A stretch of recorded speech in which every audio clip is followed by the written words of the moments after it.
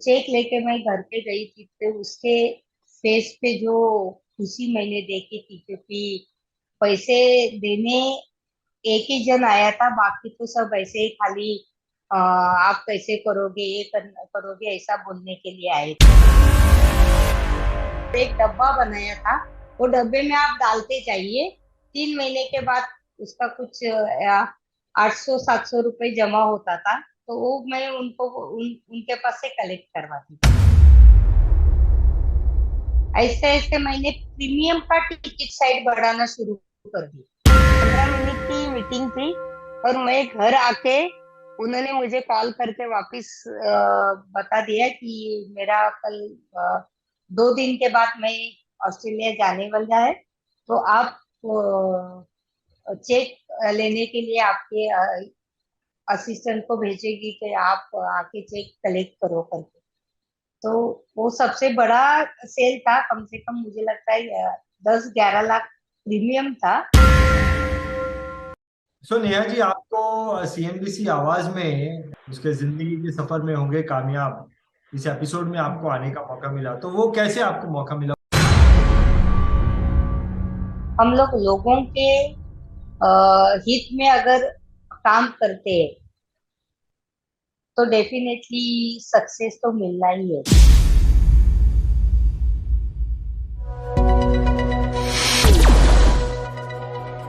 आपने कई बार ऐसा कहते सुना होगा कि अगर कोई व्यक्ति इंश्योरेंस बेच सकता है तो वो दुनिया में कुछ भी बेच सकता है। जानते हो कि ऐसा क्यों कहते हैं? ऐसा इसलिए कहा जाता है क्योंकि इंश्योरेंस का बिजनेस या इंश्योरेंस बेचना सबसे मुश्किल काम होता है।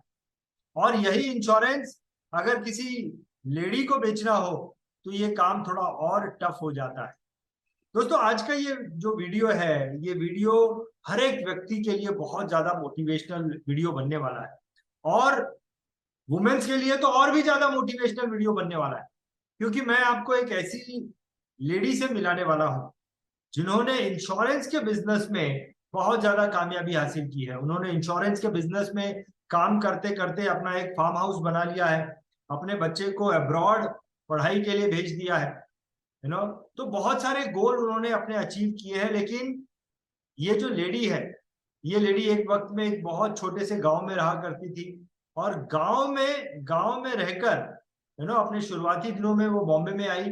और अपने शुरुआती दिनों में बॉम्बे में आई, उनको हिंदी भाषा बोलने नहीं आती थी।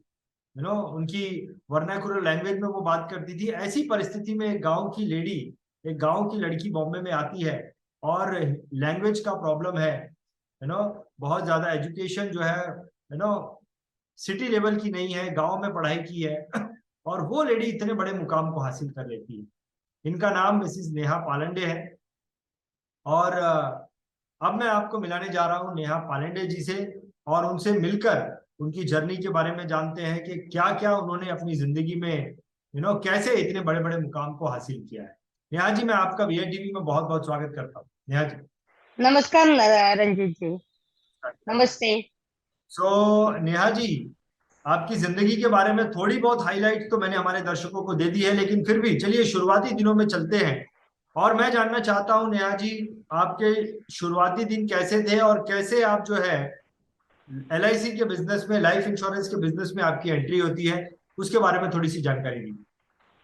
मेरी एंट्री होने का रीजन ये है कि एक डेथ क्लेम मैंने देखा था कि 3 महीने में उसने खाली 3 महीने का पॉलिसी का प्रीमियम भरा था और 1.5 लाख वो लेडी को एलआईसी के तरफ से मिला था। तो वो मेरे दिमाग में आ गए कि अरे ये इंश्योरेंस में हम लोग खाली खुद के पैसे के बारे में नहीं, खुद का इनकम तो जनरेट कर ही सकते, लेकिन सोशल एक्टिविटीज कर लेते हैं और दूसरे का घर बनाने का काम हम लोग करते हैं। तो ये तो कब की बात है? ये कब की बात है जब आ, मैंने शुरू में जब भी एजेंसी लेने के पहले, मुझे लगता है 99 की बात रहेगी ये।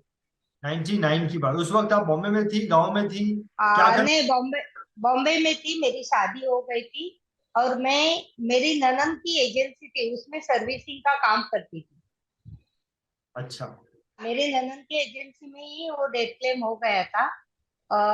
3 महीने खाली उन्होंने पैसा भरा था, और उनका एक्सीडेंटली डेथ हो गई थी। 1 लाख की पॉलिसी थी।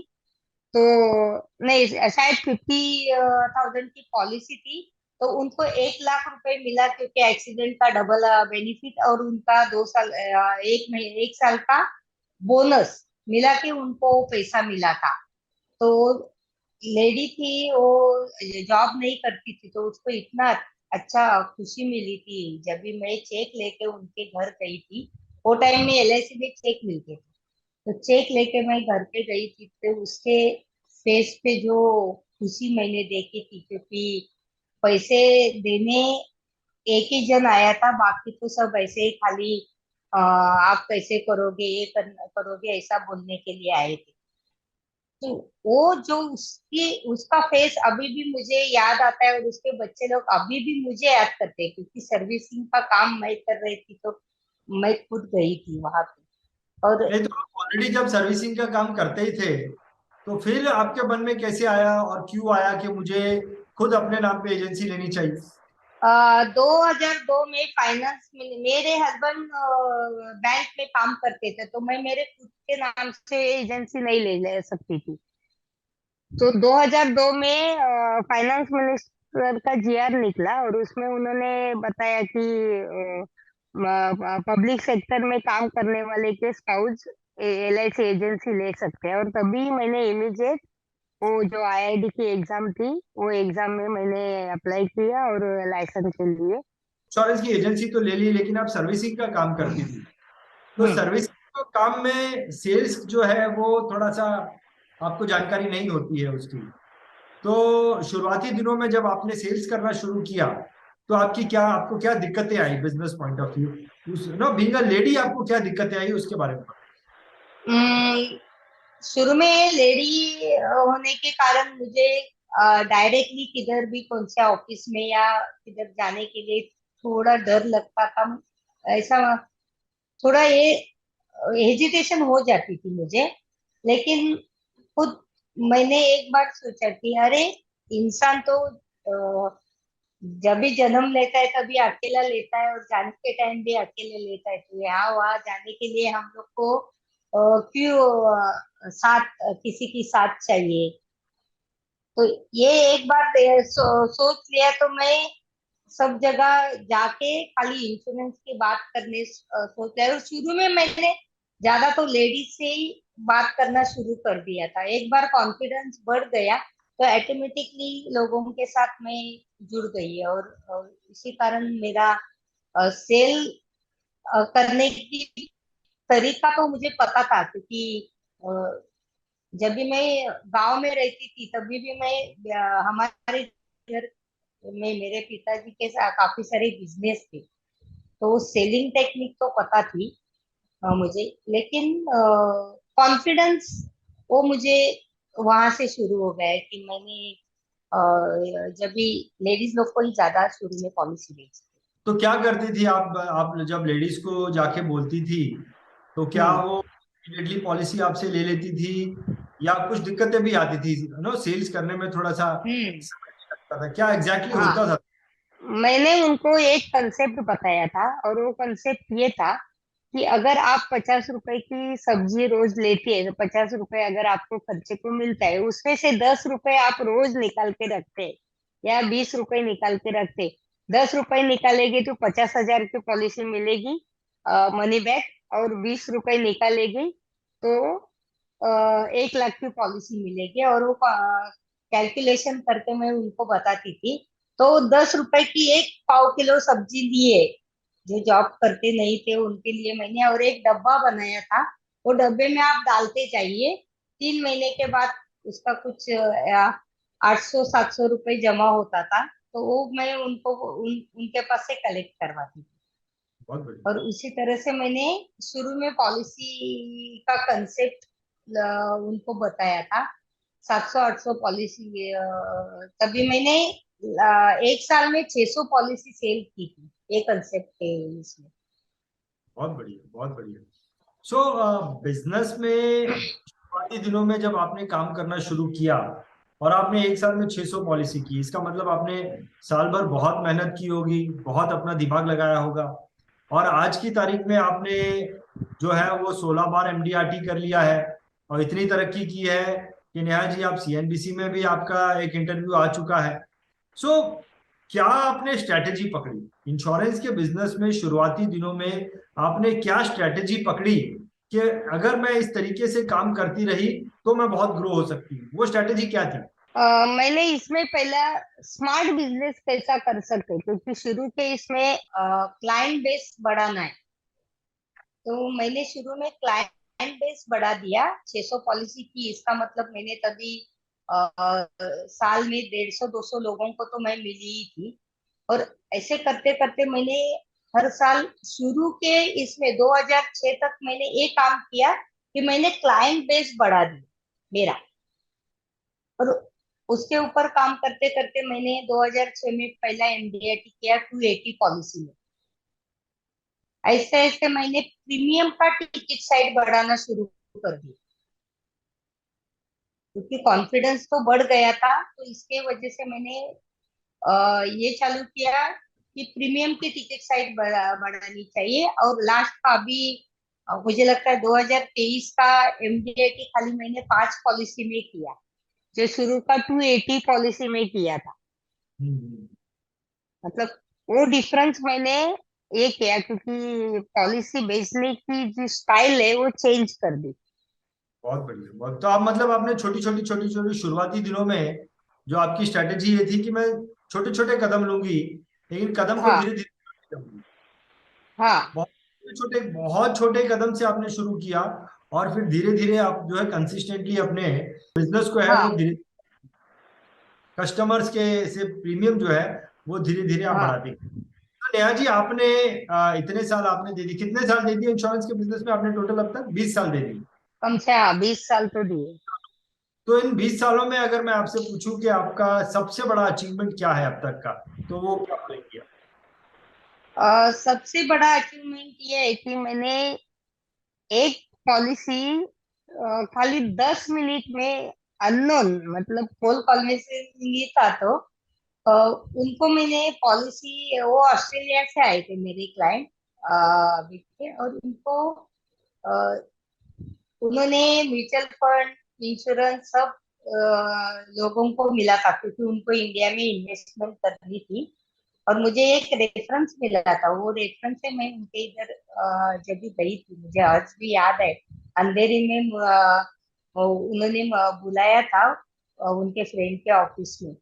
और वहां पे म्यूचुअल फंड वाले बैठे थे, बाकी सारे फाइनेंस के सब लोग बैठे थे। और वहां पे उन्होंने मुझे एलआईसी पॉलिसी का प्रेजेंटेशन देने के लिए बोल दिया। मैंने खाली उनको एक ही बात बताई थी कि ये एलआईसी का जो रिटर्न है, वो मैं ऐसे नहीं बोलेगी कि ये लोगों के कंपैरेटिवली ज्यादा है करके। खाली मैं आपको इतना बताती है कि एलआईसी को गवर्नमेंट ऑफ इंडिया की सोविनर गारंटी है। और वो गारंटी ये है कि आपका पैसा कभी भी किधर नहीं जाने वाला है। पैसे मिलने की गारंटी है, वो 100% है। आपको इन्वेस्ट करना है तो आप करो ये प्लान में। और प्लान का प्रेजेंटेशन दिया था, तो बोले मैं आपको बताता है, 15 मिनट की मीटिंग थी। और मैं घर आके उन्होंने मुझे कॉल करके वापस बता दिया कि मेरा कल 2 दिन के बाद मैं ऑस्ट्रेलिया जाने वाला है। तो आप चेक लेने के लिए आपके असिस्टेंट को भेजेगी कि आप आके चेक कलेक्ट करो करके। तो वो सबसे बड़ा सेल था, कम से कम मुझे लगता है 10-11 लाख प्रीमियम था। और खाली 15 मिनट अननोन पर्सन से मैंने इतनी बात बोली थी कि ये गारंटेड, ये गारंटी की बात है। और उन्होंने मुझे चेक फॉर्म साइन करके मेरे असिस्टेंट के थ्रू दे दिए। और खुद मेडिकल के लिए उन्होंने अंधेरी के जो टीपीए सेंटर है वहां जाके मेडिकल करवाई। और मेरी सबसे बड़ी पॉलिसी तभी, सबसे बड़ा प्रीमियम वो टाइम पे हो गया। सो नेहा जी आपको सीएनबीसी आवाज में आने का मौका मिला, उसके जिंदगी के सफर में होंगे कामयाब, इस एपिसोड में आपको आने का मौका मिला, तो वो कैसे आपको मौका मिला उसके बारे में बताइए। एक्चुअली आईआरडी की एग्जाम देने के बाद 3 साल कंटिन्यूअस मुंबई डिवीजन 1 में मैं पॉलिसी बेसिस पे हाईएस्ट थी। मेरा पॉलिसी हर साल 200 के ऊपर होता था। और आईआरडी के नए एजेंट ने इतना बिजनेस कंटिन्यूअस करने वाले अ, मैं एक लेडी थी। और सभी लेडी लोग एजेंट इतना अ, आगे आके काम नहीं करते थे, क्योंकि मैं जब भी मीटिंग में शुरू में जाती थी तो दो तीन लेडीज मुझे दिखते थे। आज के जैसा नहीं था। तो उन्होंने मुझे याद है कि एमडीओ उनके मैनेजिंग डायरेक्टर थी मंजू बग्गा मैडम। उन्होंने मुझे ये फोन करके बोल दिया कि आपका सिलेक्शन सेंट्रल ऑफिस से हो गया है। और ये सेंट्रल ऑफिस से as a role model lady agent, क्योंकि तभी ज्यादा करके लेडीज लेडीज का एजेंसी रहती थी, लेकिन काम हस्बैंड लोग करते थे। और मेरा ऐसा था कि काम मैं खुद कर रही थी। तो उन्होंने मुझे इंटरव्यू के लिए ये इंटरव्यू के लिए सिलेक्शन किया था। ऑल ओवर इंडिया से 16 लोगों को सिलेक्ट किया था, और उसमें मेरा नाम था। वेस्टर्न जोन से मेरा सिलेक्शन हो गया। तो कैसे मैनेज करती थी आप?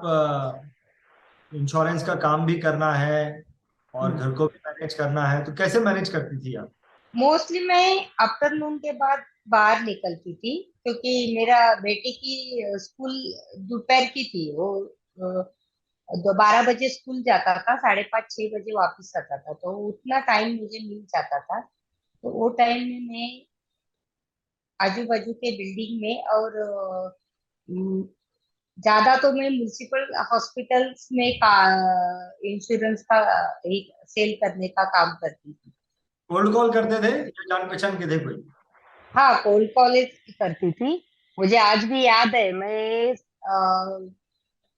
मुंबई के कितने सारे हॉस्पिटल्स जो बीएमसी का हॉस्पिटल्स है, उनके सामने एक हाथ में एक छाता, एक हाथ में बैग, ऐसा दो दो तीन तीन घंटा खड़ी रह के मैं पॉलिसी सेल करती थी। उनका जब भी अ, ये चेंजिंग का टाइमिंग रहता था, वो टाइम में मैं उनके गेट पे खड़ी होके दो दो घंटा खड़ी रहती थी। और रेगुलर जाती थी तो वो जो नर्सेस थी उनको मुझे बहुत फ्रेंडशिप हो गई थी, और वो इंतजार करती थी मेरा। मैं कभी वहां जाती थी तो एक दो पॉलिसी तो कम से कम मुझे मिलती ही थी। बहुत बढ़िया। तो आज आपके कितने कस्टमर हो गए हैं? और आज आपकी स्ट्रेंथ क्या है वो बताइए। कितने कस्टमर हैं, कितने ऑफिसेज हैं, कितने एम्प्लॉयज हैं, कैसे काम करती है उसके बारे में बताइए। आज मैंने अराउंड मेरे ना 1200 तो 1300 फैमिलीज है मेरे पास। ओके। क्लाइंट बेस अराउंड मेरा 4000 के आसपास है। और मेरे पास 3 असिस्टेंट है। बोरीवली में मैं मेरे घर पे ही मेरा ऑफिस एक ही है। और अभी गांव में भी मैंने रिसेंटली यहाँ चित्तूर में एक ऑफिस चालू कर दी है। तो यहाँ भी मैंने अभी नया बिजनेस शुरू कर दिया है, या लोगों को इन्फॉर्म करना। और इधर से भी मैं एलआईसी का बिजनेस कर रही हूँ। तो कैसे आप नए कस्टमर्स आज की तारीख में नए लोगों को कैसे अप्रोच करती है? नया बिजनेस कैसे आता है आपके पास? एक्चुअली अभी क्या हो गया है कि मेरे एक दो जैसे सीएनबीसी आवाज, बीआईटीवी में मेरे इंटरव्यूज हो गए।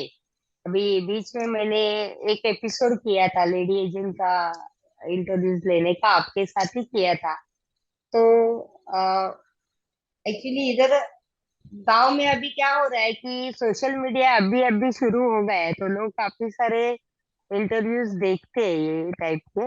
और मैंने उनको लिंक भेज दी थी इधर हमारे चिपळूण तालुके में। तो सबको पता है बीआईटीवी आज भी।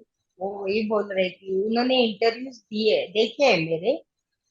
तो उनको अभी लगता है कि ये सक्सेसफुल एजेंट है, इनके इतना सारा अचीवमेंट किया है। फिर मैंने एमडीआईटी फाउंडेशन से डोनेशन भी इधर के स्कूल के लिए 10,000 डोनेशन भी लाया है। तो वो सब पेपर में न्यूज आई है, तो वो पब्लिसिटी हो गई है। और पब्लिसिटी सबसे बड़ी स्ट्रेंथ हमारे ये बिजनेस में है। उसके वजह से मुझे अभी तो इजीली पॉलिसी मिलती है, इतनी दिक्कत नहीं आती। जो शुरू में मैंने 2002 में जो स्ट्रगल की थी, वो अभी मुझे नहीं लगती है। बहुत बढ़िया, बहुत बढ़िया, बहुत बढ़िया। सो ये आपका गोल है, और आपने इस हम्म। हिसाब से अपना जो है वो माइंड को सेट किया है। हाँ।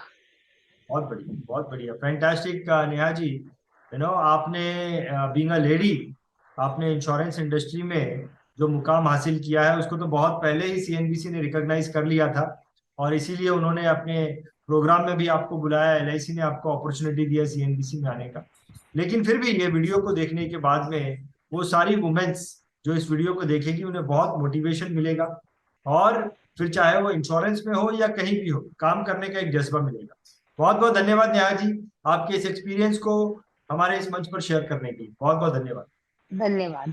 DITV चैनल पर आपका स्वागत है। DITV यूट्यूब चैनल पर सब्सक्राइब करिए, बेल आइकन दबाएं।